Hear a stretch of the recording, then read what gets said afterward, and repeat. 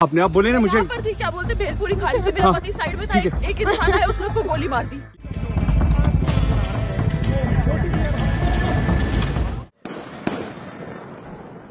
यहाँ पर अटैक हुआ आतंकवादियों का, हम लोग बाल बाल बचे हैं। अब तक आपको किसी न किसी माध्यम से ये पता चल गया होगा कि अनंतनाग के पहलगांव में आतंकवादी हमला हुआ है। मेरे पति का बच्चा लो, हम बचा देगा, कोई बात नहीं, मेरे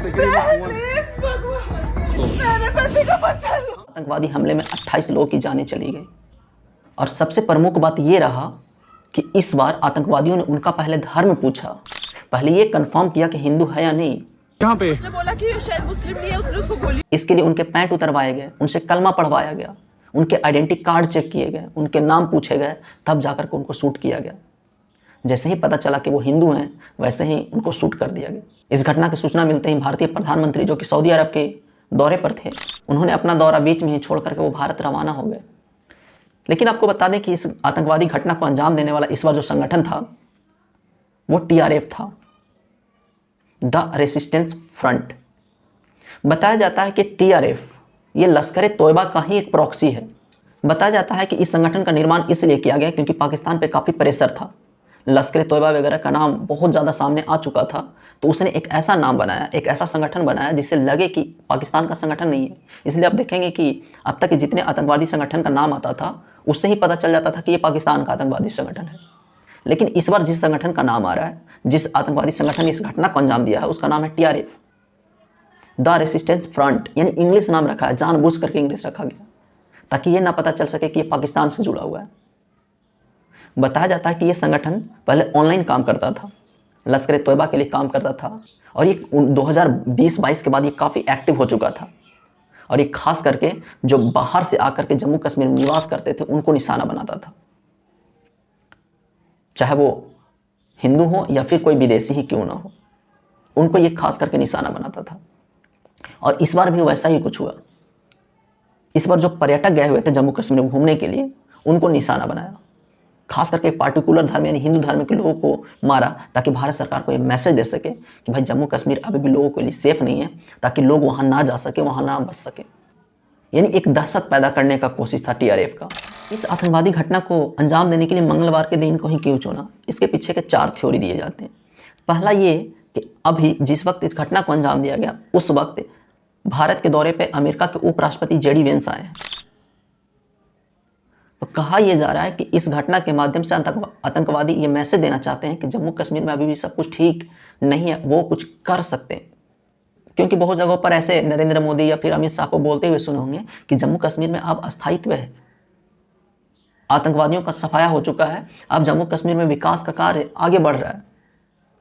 तो कहीं ना कहीं उसको गलत साबित करने के लिए इस तरह की घटना को अंजाम दिया। दूसरा कारण ये बताया जा रहा है कि अभी भारत के प्रधानमंत्री सऊदी अरब के दौरे पर हैं और मिडिल ईस्ट के नेताओं से मिलेंगे। यानी इस घटना के माध्यम से सऊदी अरब के जो प्रिंस हैं वो उनका और मिडिल ईस्ट के नेताओं का ध्यान अपनी ओर खींचना चाहते हैं, ताकि उनको ये बताया जा सके कि जम्मू कश्मीर का मामला अभी भी साफ या अभी भी शांत नहीं हुआ है, जम्मू कश्मीर अभी भी उनके लिए मायने रखता है। तीसरा कारण ये बताया जाता है कि इस घटना से कुछ दिन पहले यानी 19 तारीख को भारत के प्रधानमंत्री नरेंद्र मोदी जम्मू कश्मीर जाने वाले थे। वहाँ जा करके जम्मू श्रीनगर वंदे भारत एक्सप्रेस जो ट्रेन है उसको हरी झंडी दिखाने वाले थे। और ये ट्रेन स्पेशल पर्यटकों के लिए चलाया जा रहा था, ताकि देश भर के पर्यटक जम्मू कश्मीर जा सके, जम्मू कश्मीर में घूम सके। माना जा रहा है कि ये जो आतंकवादी संगठन है, जो जम्मू कश्मीर के स्वाधीनता को लेकर के, जम्मू कश्मीर को आज़ाद कराने को लेकर के ये जो लड़ने वाली जो संगठन है, वो कभी ऐसा नहीं चाहती है कि बाहर से लोग आकर करे इस इलाके में बसें या बाहर से बहुत ज़्यादा लोग आए यहाँ पे और डेमोग्राफी चेंज हो। क्योंकि उनको डर है कि अगर यहाँ की डेमोग्राफी चेंज हो गया, यानी पॉपुलेशन में हेर फेर हो गया, तो फिर उनका पाँव यहाँ पे कभी भी जमने वाला नहीं है। ऐसे में लोगों में एक दहशत पैदा करना चाहते थे, ताकि लोग डरें और इस तरह की जो कनेक्शन जोड़ा जा रहा है अन्य भारत के स्टेट से या भारत के दूसरे हिस्सों से कश्मीर का, वो कनेक्शन ना जुड़ पाए। घटना को अंजाम दिए जाने के पीछे का जो चौथा कारण बताया जा रहा है, वो बताया जा रहा है अमरनाथ यात्रा को। बड़े पैमाने पे हिंदू वैष्णो देवी के दर्शन के लिए अमरनाथ जाते हैं, और अमरनाथ का जो यात्रा है वो पहलगांव से होकर के जाता है। तो ऐसे में वो आतंकवादी संगठन कहीं ना कहीं एक दहशत पैदा करना चाहते थे, डर पैदा करना चाहते थे। एक तरह से अमरनाथ यात्रा के लिए वो धमकी था, ये कहते हैं विश्लेषक। तो इन 4 कारणों की वजह से मंगलवार के दिन को चुना गया। ऐसे में प्रश्न ये भी उठता है कि भाई हमसे सुरक्षा में चूक कैसे हो गई। बस कुछ ही दिनों बाद अमरनाथ यात्रा की शुरुआत होने वाला है, रास्ते पर से बर्फ वगैरह हटाए जाने का काम शुरू हो चुका है। ऐसे में हमारे सुरक्षाकर्मी कहाँ थे, हमारी इंटेलिजेंस कहाँ सो रही थी, प्रशासनिक इतना इनएक्टिव कैसे था। बताया जा रहा है कि उस समय जो वैसरन घाटी था, जहाँ पे लोग सैलानी जमा हुए थे, जहाँ पे पर्यटक गए थे, वहाँ पे तकरीबन 1000 से 1500 पर्यटक पहुँचे थे। और इतनी मात्रा में जब पर्यटक पहुँचे थे तो सुरक्षा कर्मियों का ना होना अपने आप में एक बहुत बड़ा प्रश्न चिन्ह खड़ा करता है। यानी जब इतने सारे लोग इकट्ठा हैं तब सुरक्षाकर्मी क्यों नहीं थे। घटना के अंजाम दिए जाने के बाद बहुत देर बाद सुरक्षाकर्मी पहुँचे हैं, तो इतनी बड़ी चूक कैसे हो सकती है। दूसरा कारण सुरक्षा पर यह सवाल उठाया जा रहा है कि 19 तारीख को जो मोदी जी का वहाँ पे दौरा था उसको पोस्टपोन किन कारणों से किया गया, उसका स्पष्ट कारण नहीं दिया गया है। तो आखिर मोदी जी 19 तारीख को क्यों नहीं गए। सवाल ये भी उठ रहे हैं कि इस घटना के अंजाम दिए जाने से कुछ ही दिन पहले पाकिस्तान के आर्मी चीफ ने हिंदुओं के खिलाफ जहर उगला था। वो कहा था कि हम हिंदुओं से काफ़ी अलग हैं, हमारा धर्म, हमारा रीति रिवाज सब कुछ अलग है, हम हिंदुओं से किसी भी तरह से एक नहीं है। We are different from the Hindus in every possible aspect of life. Our religion is different. Our customs are different. Our traditions are different. Our thoughts are different. Our ambitions are different. That was the foundation of the two-nation theory that was laid there. That we are two nations. We are not one nation. हिंदुओं के खिलाफ ये जहर उगलना और फिर आतंकवादियों के द्वारा हिंदुओं को निशाना बनाया जाना, दोनों में एक कनेक्शन तो स्थापित करता है। बावजूद इसके हमारी इंटेलिजेंस को इस बात की खबर नहीं हुई कि इस तरह की घटना को अंजाम दिया जा सकता है। सुरक्षा को लेकर कई और सवाल भी खड़े किए जा। बिना पुख्ता सबूत के यह संभव कैसे है कि जिस समय घटना को अंजाम दिया जाता है वहाँ पे सुरक्षाकर्मी नहीं होते हैं। एक आज तक का न्यूज़ क्लिप वायरल हो रहा है जिसमें रिपोर्टर सुरक्षा पर सवाल खड़े कर रहा है।